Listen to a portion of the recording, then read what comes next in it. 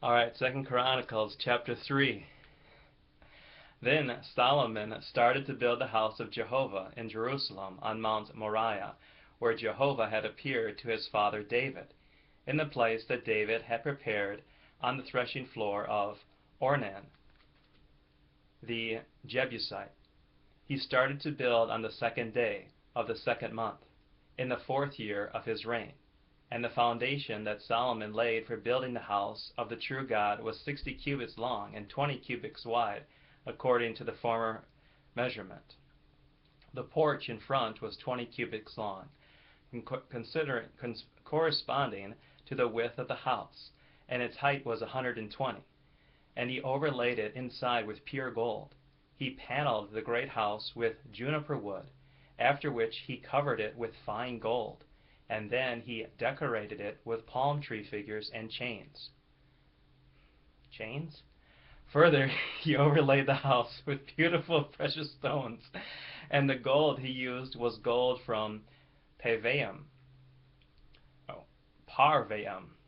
He covered the house, the rafters, the thresholds, its walls, and its doors with gold, and he engraved cherubs on the walls. Special note here, it's not cherubs, okay? It's cherubs. Sorry, particular frustration.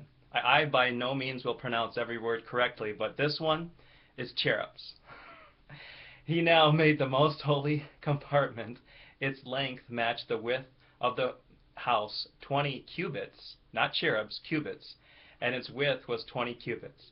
He covered it with 600 talents of fine gold. The weight of the gold for the nails was 50 shekels, and he covered the roof chambers with gold. Whose idea was this tie? Alright, no more tie. Then he made in the most holy compartment 2 cherub sculptures, and he overlaid them with gold. The overall length of the wings of the cherubs was 20 cubits. That's one large cherub. I almost said it wrong. One wing of the first cherub was 5 cubits long and touched the wall of the house, and its other wing was 5 cubits long and touched one of the other cherub's wings. And one wing of the other cherub was 5 cubits long and touched the other wall of the house, and its other wing was 5 cubits long and touched one of the first cherub's wings. The wings of these cherubs were spread out 20 cubits, and they stood on their feet, and they faced inward. He also made the curtain of blue thread, purple wool, crimson, and fine fabric, and incorporated cherub designs into it. Then he made 2 pillars at the front of the house, 35 cubits in length, and the capital on top of each pillar was 5 cubits. And he made chains like necklaces and put them on the tops of the pillars, and he made 100 pomegranates and put them on the chains. Pomegranates? Okay.